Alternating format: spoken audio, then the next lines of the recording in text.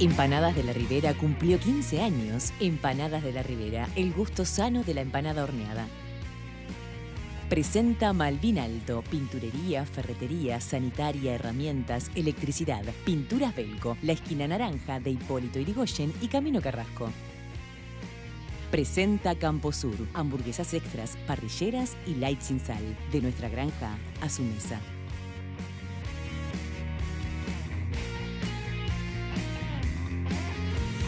Llegó desde Inglaterra el purificador de agua número 1 a nivel mundial, Doulton. Doulton cuenta con tecnología de filtrado superior gracias a sus exclusivos filtros con materias primas naturales, científicamente probados con múltiples certificaciones europeas. Además, sirven para purificar aguas no tratadas como las aguas de pozo. En Doulton encontrá un modelo de purificador para cada una de las necesidades. Entrega sin costo a todo el país y 10 pagos sin recargos con todas las tarjetas. Llame al 0800 88 76 y le asesoramos cuál es su mejor opción o visite nuestro local en Salto 1161, esquina Maldonado. Bueno, seguimos en compañía de Gustavo Leal, director de Convivencia y Seguridad del Ministerio del Interior, analizando el caso de esta familia, conocida como la Banda de los Chingas, dedicada íntegramente al delito, los hijos y, bueno, madre, padre... Suegro, consuegro, sí, cuñado, claro. todo. Pero no solo que la familia se dedica al delito, lo que incluye homicidios, sino que se están matando entre ellos cuando alguien quiere salirse. Y además algo que nos llama la atención, Gustavo, porque la literatura, la psicología puede explicar el asesinar a la madre o al padre, ¿verdad? Pero matar a un abuelo es algo que de algún modo está fuera de los radares de, por lo menos de la psicología. Y por temas vinculados también a cuestiones del AMPA, ¿no? Sí, y ellos lo aprovecharon eso también, que está fuera del alcance y del radar de lo previsible, porque cuando el nieto mata al abuelo, lograron una certificación que lo amparó al nieto como que estaba loco. Y por lo tanto, no fue imputado por ese homicidio, sino que fue internado en el Vilar de Bo 3 o 4 meses. 4 meses. Salió, eso fue en abril del 2017, que mató al abuelo. Salió del Vilar de Bo a los 4 meses y en noviembre de ese año fue procesado nuevamente ese mismo nieto porque estaba con un fusil de guerra en la esquina de Los Palomares y fue procesado por tráfico de armas. Y ahí cuando fue procesado no lo declaró. Mató a un compañero de celda también. Después, después que salió de eso. Pero cuando fue procesado porque tenía un fusil de guerra, no lo imputaron o no lo catalogaron como inimputable. Para el homicidio se le había pasado la locura. Se le había pasado la locura. Locura que tampoco había tenido antes porque él ya había estado preso por rapiña. Claro. Cumple la pena de 8 meses de prisión por el tema del arma, sale en agosto, el día que él sale, su madre estaba entrando a la cárcel por usurpación y a los 15 días mató a una persona que había sido su compañero de celda. Y ahora está preso de vuelta por ese homicidio. Ahora, Leal, en el tono que usted maneja se nota que hay cierta molestia ante las resoluciones judiciales, ¿o no? Yo creo que la sociedad en su conjunto, en muchos ámbitos, tiene cierta perplejidad de cómo puede ser de que se haga un esfuerzo tan grande por parte de la sociedad y del Estado por tener una persecución criminal que sea eficiente y que logre demostrar pruebas y después tengamos situaciones de este tipo. ¿Pero y por qué pasa esto entonces?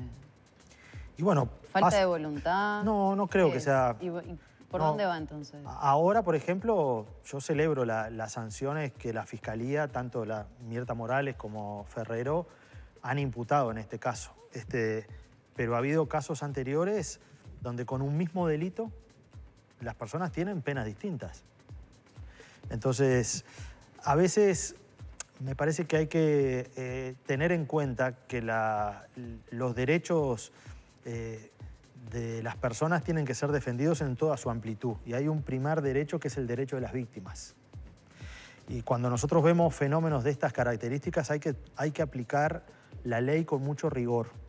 Porque rigor no quiere decir ser violento ni pegarle a nadie. Ni arbitrario. Ni arbitrario. Ser riguroso quiere decir que uno tiene la capacidad de consolidar con argumentos algo que está haciendo. Un médico que es riguroso en su atención es alguien que te revisa rigurosamente en la atención médica y no te revisa así de esa visita que en 2 minutos. Ahora está bien, pero ya volvemos. Y ahí hay que ser, hay que tener una persecución. Pero ¿qué es la ley que es benigna con delincuentes, aún delincuentes de este tipo? Es la fiscal, el fiscal, la jueza o el juez que no son rigurosos, porque seguramente si hablamos con la fiscal actuante o con el juez, nos van a decir, no, mire, esto se ajusta a lo que establece la ley, no dice más ni menos que lo que establece la ley. Acá también hay, a ver, en este caso de esto que pasó la semana pasada, yo lo he dicho, repito, celebro la firmeza que tuvieron ambas fiscales. En primer lugar porque unieron las dos investigaciones, trabajaron interrogando a testigos con fiscalías compartidas, compartieron pruebas, es decir, hubo un objetivo muy claro de persecución. También lo que sucede es que hay gente que parece que no aprende más. Ahora, y las oportunidades, por ejemplo, Mónica Sosa. Pero Mónica Sosa no está Las oportunidades formalizada. en la vida hay que darlas una vez. Yo creo que hay que hacer algunos cambios. Personas que en un año, como ella, ingresaron 3 veces ya a la cárcel, hay ciertos beneficios que no deberían de tener. El beneficio de que por estudiar y trabajar puedan redimir una tercera parte de la pena, yo creo que se puede tener para los primarios. Pero para personas que son reincidentes o reiterantes, ese beneficio se debería sacar. Bueno, pero ahí está el ejemplo como contraparte, ¿no? Del propio sobrino de Mónica Sosa, que estuvo 15 años preso y sin embargo decidió cambiar su vida. Entonces, sí. En materia de oportunidades, tal vez no confía en que Mónica Sosa pueda cambiar. Hasta ahora no lo demuestra. No demostró. 90 días de prisión preventiva para Mónica Sosa. Sí, son 60 días, perdón. ¿60? Sí, la fiscal pidió 90 y dieron 60. Pero repito, o aclaro, mejor dicho, que esos 60 días no es la prisión que ella va a tener. No. Prisión preventiva mientras se terminan de reunir todas las pruebas. Exacto, porque la fiscal dijo que necesitaba esos días con ella en prisión para que no obstaculizara la investigación, porque hay escuchas telefónicas, porque además se le requisó el celular a ella en el momento de su detención y hay que interrogar a algunos otros testigos. Bien. Entonces, en esos 60 días se va a terminar de reunir la prueba para oficializar la condena. ¿Cuánto cree que le puedan dar en esta instancia, teniendo en cuenta sus antecedentes, que se ha podido hablar con la Fiscalía? Bueno, eso yo no lo puedo adelantar porque es parte de la estrategia de la Fiscalía y calculo yo que en 2 meses o antes, cuando sea la audiencia, ahí la Fiscalía va a solicitar la prisión de acuerdo a esa figura jurídica y teniendo en cuenta además que ella en 1 año y medio ya es la 3ª vez que reincide y en cada vez que fue procesada también ha montado un acting en los juzgados haciéndose la víctima y quien no la conoce puede pensar de que es una persona que está siendo mal juzgada y en realidad creo que hasta ahora hay evidencia muy contundente de que ella es responsable de lo que se le acusa. Gustavo, ¿cuántos chingas más puede haber en Montevideo, en el interior del país? ¿Cuántas familias, clanes, bandas de esta naturaleza pueden estar operando hoy en todo el país? De las características de lo que sucedió en Casaballe, hoy no hay estructuras con ese porte ni ejerciendo ese grado de violencia inusitada que se vivió en ese lugar. Y en parte no la hay porque una vez que se actuó en Casaballe, hubo una decisión de la Presidencia de la República de montar una serie de operativos, los llamados operativos Mirador, que tienen como un objetivo tratar de evitar que en determinadas zonas de la ciudad y del área metropolitana, donde hay escenarios potencialmente similares a lo que pasó ahí, esto no se consolide. Porque la actuación preventiva, rigurosa, contundente, en el mundo criminal también da señales de que hay ciertas cosas que no se permiten. Entonces, si uno dejaba crecer esta circunstancia y hacía como que no pasaba nada, o esta señora salía hace 4 meses y no se tenía el ojo atento, iba a volver. Porque hay gente que parece que no aprende. Lo que sucede es que el Estado y la sociedad tiene que aprender a tener una actitud mucho más proactiva. Ahora, Leal, algo que también los televidentes manejaban y yo se lo quería consultar. Hablamos de una banda de narcotraficantes, por decirlo de alguna manera, que opera dentro de un barrio. Pero alguien le provee Sí, alguien la le provee. droga.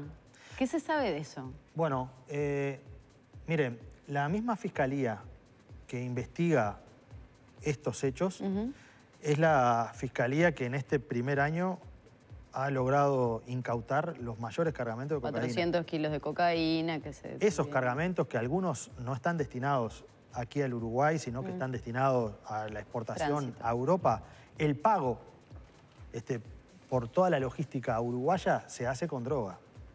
Y muchas veces es la droga que después se termina comercializando. Entonces, una cosa de... o sea que deja 1 kilo y me ayudamos a pasar o los te pago, 390. o pago con eso. Claro. Paga con mercadería. Y por lo tanto ahí se empiezan a unir. Esto que se dice, bueno, se está haciendo esto en los barrios, pero los grandes no. Mentira. O sea que estamos hablando de este bandas internacionales que tendrían contacto con bandas como la de los chingas. Bandas internacionales que tienen sus Sedes. ramificaciones uruguayas, Ajá. que utilizan o han intentado utilizar el territorio como un lugar de pasaje. ¿Por qué? Porque 1 kilo de cocaína en Europa capaz que vale al menudeo unos $80.000. Sí, hablaban que los 400 kilos eran como 40 millones de dólares. Exactamente. 40 millones de dólares de esos 400 kilos al menudeo en Europa. Aquí serían unos 4 millones de dólares si se vendiera acá. En Perú eso capaz que vale 300.000. Y al productor de la coca capaz que le dieron 10.000. Sí, 10.000. Entonces, evidentemente, esa cocaína puesta en Europa vale eso, pero puesta en China o en algunos países asiáticos vale muchísimo más. Porque es mucho más difícil y además la persecución penal en esos países es durísima con el narcotráfico. Está, pero Es igual paredón y punto. ahí nos está faltando otro intermediario. ¿Cuál, a ver? Entre las bandas internacionales y los chingas. Usted dice que hay alguien acá que opera con las bandas internacionales. Claro, y son los que... Que es el intermediario entre los chingas y las Sí, bandas los que internacionales. detuvieron la fiscal Ferrero el año pasado en un contenedor del puerto que estaba camuflado con lana, detuvo a una cantidad de personas que estaban exportando droga, un cargamento muy importante. Ahí quedó preso el contador, la conexión local, las personas que firmaron la empresa y que armaron una empresa pantalla, eran personas locales, y gente que muchos vivían, muchos no, todos vivían en los barrios bien. Ninguno vivía en Casaballe. En Casaballe, que también es un barrio bien para la gente que vive ahí, pero que a veces se piensa que la gente que vive ahí es la que está vinculada a algunas actividades delictivas y no gente que vive en Malvin, en Parque Valle o en Carrasco, como vivían las personas que eran los que armaron esta estrategia. Entonces, evidentemente hay contadores, hay abogados, hay gente muy formada, hay empresas... ¿Están cayendo esas personas? que utilizan. Es lo que le estoy diciendo. Bueno, puso ese ejemplo. Bueno, pero ahora, en el caso de los 413, los que están presos, que son 9 personas, si yo no me equivoco, u 8... Porque había uruguayos y... Había uruguayos y había 3 colombianos. Son personas de ese perfil, que evidentemente es gente que lo que hace acá es tiene una red logística y era un negocio muy importante porque pasan la droga por acá, la trasladan a Europa y fíjense en la distancia. Si se vendiera acá ese cargamento vale 4 millones, si lo logran ingresar a Europa, 40. Evidentemente... El negocio... el tránsito. Intenten sacarlo del país. Y venderlo allá, que para eso hay otra gente allá Pero como el negocio es tan grande desde el punto de vista económico, permite que paguen acá, que paguen allá en Europa después y ganan todos. Bueno, da la impresión, está bien, ahora tú decías en el bloque anterior, ahora la señal, y eso lo saben interpretar los delincuentes, es que el Estado está presente y estas cosas, como dijo la propia implicada, esto ya no es lo que era, ¿sí? Eso es una frase de ella. Es una frase de ella. Pero tenemos la sensación de que esto es se está haciendo foco acá por suerte, pero que quizás hay gente que todavía se siente un poco impune desde el mundo del delito. Ah, sí, de eso no tengo duda. Que hay gente que tiene que hay gente que todavía no le cayó la ficha de que esto se terminó. Y que no es solo ahí en claro, Casaballe. y que no solo en Casaballe, pero pasó en Las Piedras hace poco, cuando en un complejo de viviendas hubo gente que intentó generar un proceso de extorsión a finales de diciembre del año pasado, en el complejo Talca. Que era un complejo para jubilados. Que era ¿no? un complejo para jubilados y habían sacado a la tercera parte. Bueno, hoy esa gente está toda procesada. Y a veces actúan con la impunidad de que a mí no me va a tocar. ¿Sí? O como sucedió, por ejemplo, en la Cruz de Carrasco. También, con situaciones de ese tipo. Me parece que lo importante acá es que haya la capacidad del Estado de un aprendizaje. Porque esto tiene que ser una política pública. Esté el que esté al frente de un ministerio, de un gobierno, lo que importa es que como sociedad nosotros vamos a seguir conviviendo todos, más allá de quién está puntualmente gobernando, y necesitamos tener una señal de la sociedad y del Estado de que hay un sistema de protección activo, que se ponga las pilas. ¿Por qué? Porque también eso protege.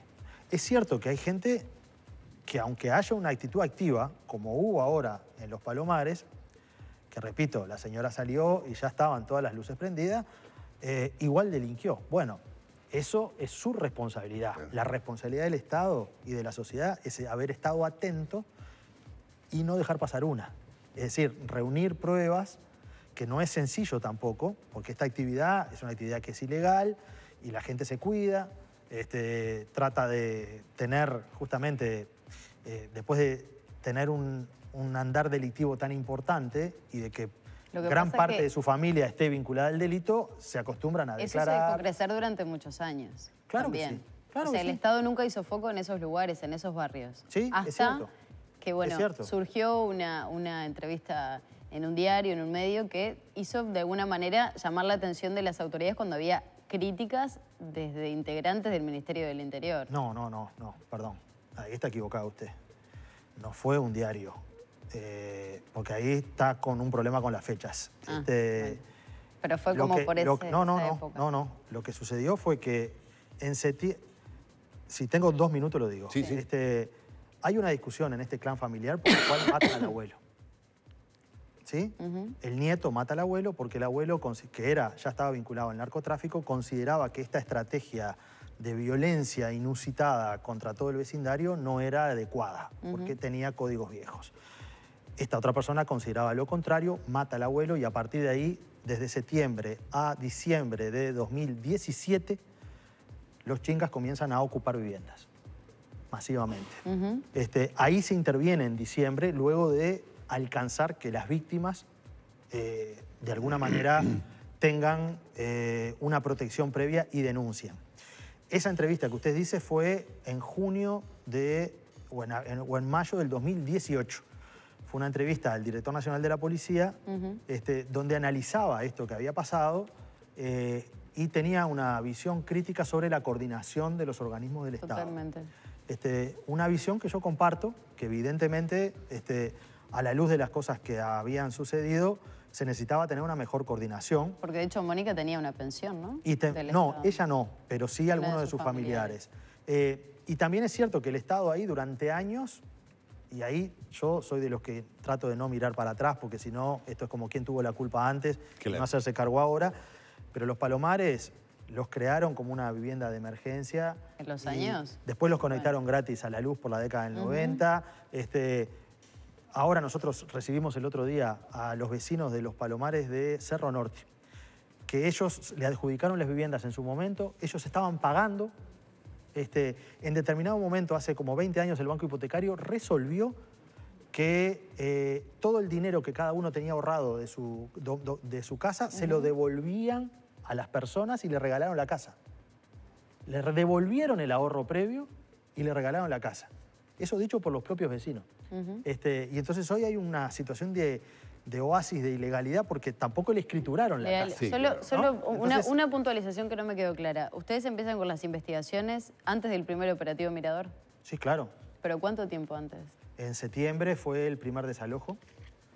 Septiembre del 2017. El operativo se concretó el 21 de diciembre. Fueron 3 meses porque las primeras personas que se fueron desalojadas de ahí no querían, daban la información pero no querían hacer la denuncia. ¿Por qué? Porque tenían familiares que viven también en ese lugar y tenían miedo. Y porque en septiembre y en octubre todavía no estaba funcionando el nuevo código del proceso, que empezó en 1 de noviembre del 2017, que es el que habilitaba la protección de testigos. Recién en noviembre se pudo instrumentar la protección de testigos y una vez que estas personas fueron protegidas y relocalizadas, se resolvió hacer eso. Pero ahí hubo que ganar la confianza de la gente, que también, yo siempre he dicho, la seguridad en una sociedad se construye si hay confianza en lo público. Claro, porque además, curiosamente, la gente, la ciudadanía, según las encuestas de las que disponemos, tiene una extraordinaria confianza en la policía. Si no es la institución que goza de mayor prestigio, es una de las más prestigiosas. Hoy es la que tiene el nivel más alto de confianza. Ahí está. Entonces, por eso decíamos, cuando la gente ve que salió de vuelta Mónica Sosa en la calle, anda a explicarle al vecino, no, mire, cumplió la condena, la justicia estableció que bueno, pero otra vez va a volver a hacer lo mismo, ¿no? Claro, esa sospecha de los vecinos es una sospecha que hay que ser cuidadoso porque si la persona cumple la prisión, no hay manera de legalmente uno no puede perseguir a una persona que ya cumplió una pena y que pagó. Hablando de cumplir... Pero lo que sucede es que no hay que ser inocentes. No, por supuesto. Hablando de cumplir y no ser inocente, ¿Gustavo Leal siente que ya cumplió con el Ministerio del Interior? ¿Le gustaría seguir trabajando allí, en este tipo, en otro tipo de tareas, quizás de mayor responsabilidad? Mire, yo creo que... ¿Notó la vuelta que le di para no preguntarle si va a ser ministro en el caso de que gane el frente? No. Yo se lo hemos preguntado y claro, dice pero esta vez creo que lo agarré distraído, bueno, no quise... No, pero yo siento que he colaborado junto con una gran cantidad de personas que trabajan en el Estado en el diseño de una estrategia de intervención en lugares críticos con una actitud de ejercicio de la autoridad sin complejos. Y me parece que hoy... ¿Sabe que tiene críticas en el frente también? Sí, claro que sí. Sí. Bueno, pero las personas que critican el ejercicio de la autoridad sin complejos se tendrían que poner en los zapatos de las víctimas que le pusieron una pistola en la cabeza y le dijeron que tenían 5 minutos para irse. Y no los dejaron agarrar nada, que fue lo que pasó. Y después le prendían fuego las cosas en la punta de los pasajes para que todo el resto del barrio viera. Yo estoy del lado de las víctimas y no tengo la menor duda en decir que hay que ser riguroso y muy duro con la gente que hace eso. Te pregunté si te quedarías en el ministerio a cumplir, de verdad, esto fuera de todo tipo de especulación o de trampa periodística, de seguir trabajando en estos temas en el ministerio o en otros temas vinculados a... Profesionalmente yo creo que he cumplido como una etapa en el sentido de poder colaborar desde otras disciplinas que tienen puntos de contacto con estos temas e incorporando también otros saberes y aprendiendo muchísimo con los funcionarios policiales, que son los que llevan adelante las investigaciones, y con los fiscales. Lo que me importa es dejar marcado y un aprendizaje en el Estado de que esto se puede hacer y de que aquellos que decían que no se podía es porque en realidad probablemente antes y durante muchas décadas faltó actitud para decir, no, esto no solamente se puede, sino se tiene que hacer. Gustavo Leal, gracias por acompañarnos. Gracias a ustedes. Muchas gracias. Bueno, Helpline ofrece el teléfono ideal para los adultos mayores o personas que viven solas. Con forma de reloj pulsera, los afiliados a Helpline lo pueden usar en la muñeca. Tiene un solo botón para llamar y pedir ayuda, sin prenderlo ni apagarlo. Presione el botón e inmediatamente escuchará la voz de nuestras operadoras. Además es impermeable, lo que significa que lo puede usar dentro de la ducha. Helpline, siempre junto a usted, al alcance de un botón.